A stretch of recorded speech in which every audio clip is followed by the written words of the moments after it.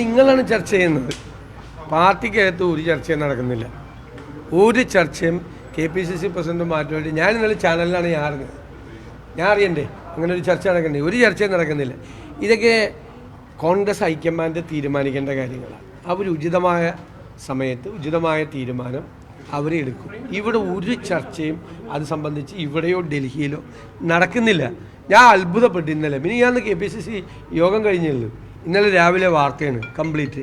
അങ്ങനത്തെ ഒരു സംഭവം ഇല്ല. ഇപ്പോൾ അല്ല, അതെനിക്കറിയില്ല. നിങ്ങൾ വാർത്ത കൊടുക്കുന്ന നിങ്ങളാണ് പറയേണ്ടത് എവിടെ നിന്ന് കിട്ടിയെന്ന്. അത് ഈ കേരളത്തിൻ്റെ മാത്രമല്ല, കേരളത്തിൻ്റെ ഇലക്ഷൻ നടക്കാൻ പോകുന്ന ബീഹാറിലെ, ബംഗാളിലെ, ആസാമിലെ എല്ലാം ഓരോ ദിവസമായിട്ട് നടക്കും. ഓരോ സമയമായിട്ട് നടക്കും.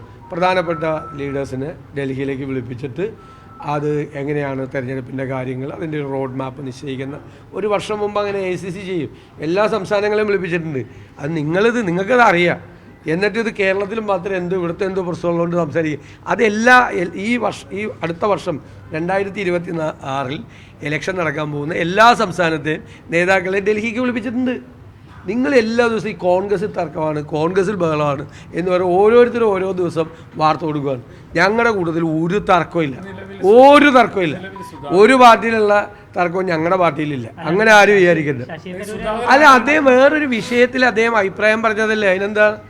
ഒരു വിഷയത്തിൽ അദ്ദേഹം അഭിപ്രായം പറഞ്ഞു.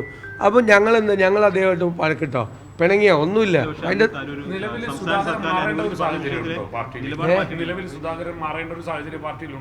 ബെസ്റ്റ് നല്ല ചോദ്യം. എന്നിട്ട് ഞാൻ അതിന് മറുപടി പറഞ്ഞിട്ട് അത് കൊടുക്കുമെന്ന് വിചാരിച്ചിട്ടാണ്. നിങ്ങളിങ്ങനെയൊന്നും എൻ്റെ അടുത്ത് ചോദിക്കണ്ട. നിങ്ങൾ ആഗ്രഹിക്കുന്ന ഒരു ഉത്തരം എനിക്ക് കിട്ടില്ല. ഞങ്ങളിവിടെ വളരെ ഗൗരവമായിട്ട് UDF മുഴുവൻ ദിവസം യോഗം ചേരുവാണ്. ഞങ്ങൾ കഴിഞ്ഞ ദിവസം KPCCയുടെ യോഗം ചേർന്നു. ഞങ്ങൾ സംഘടനാപരമായ കാര്യങ്ങൾ, തദ്ദേശ സ്വയംഭരണ സ്ഥാപനങ്ങളിലേക്ക് നടക്കുന്ന തെരഞ്ഞെടുപ്പിലേക്കുള്ള തയ്യാറെടുപ്പുകൾ കൂട്ടായി ഞങ്ങൾ ഒരുമിച്ച് ഭംഗിയായിട്ട് നടത്തിക്കൊണ്ടിരിക്കുകയാണ്. നിങ്ങൾക്ക് വേറെ വാർത്തയൊന്നുമില്ല. നിങ്ങൾ കോൺഗ്രസിലേക്ക് കയറണമെന്നില്ല. അത് ഞങ്ങളുടെ അജണ്ട. അതിപ്പോൾ ഞാൻ അങ്ങനെ ഒരു പുറത്തു പറയുന്നത് ശരിയല്ലല്ലോ. ഞങ്ങൾ തദ്ദേശ സ്വയംഭരണ സ്ഥാപനങ്ങളിലേക്കുള്ള തെരഞ്ഞെടുപ്പുണ്ട്, തീരദേശ പദയാത്രയുടെ കാര്യം, ഒരുപാട് വിഷയങ്ങളുണ്ട്. ഞാനവിടെ ഇന്ന് ചർച്ച ചെയ്യാൻ പോകുന്ന അജണ്ട ഞാൻ രാവിലെ നിങ്ങളോട് എല്ലാവരും. അങ്ങനെ തിരിച്ചടി UDF ഉണ്ടാണ്. UDFന്റെ ഏതെങ്കിലും സീറ്റ് കുറഞ്ഞു, ഞങ്ങളുടെ എണ്ണം കൂടി. തിരിച്ചടി ഉണ്ടായത് ആർക്കാ? LDFനാണ് തിരിച്ചടി ഉണ്ടായത്. LDFന് ഞങ്ങൾക്ക് 10 ഉണ്ടായിരുന്നാണ്, 9 ഉണ്ടായിരുന്നാണ് 13 ഒന്ന് സ്വതന്ത്രം. 9 ഉണ്ടായിരുന്നു, ഞങ്ങൾക്ക് 13 20 ഉണ്ടായിരുന്നത് 16 CPMന്. അപ്പോൾ ആർക്കാ എന്നിട്ട് തിരിച്ചടി? ആർക്കാ? അല്ല, എനിക്ക് മനസ്സിലാവില്ല. തിരുവനന്തപുരത്തെ കാര്യം വിട്. തിരിച്ചടി ആർക്കാ തിരിച്ചടി? 9 ഉണ്ടായിരുന്നത് 13 ഞങ്ങൾക്കാണ് തിരിച്ചടി.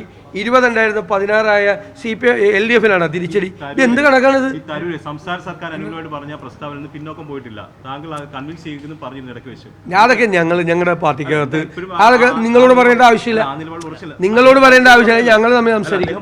ഞാൻ പറഞ്ഞല്ലോ, നിങ്ങൾ ഇതൊന്ന് രാവിലെ നല്ലൊരു ദിവസമായിട്ട് രാവിലെ എൻ്റെയിൽ നിന്ന് കോൺഗ്രസിനെതിരായിട്ടോ UDFനെതിരായിട്ടോ അല്ലെങ്കിൽ ഏതെങ്കിലും നേതാക്കന്മാർക്കെതിരായിട്ടോ ഒരു വാർത്ത കിട്ടൂല.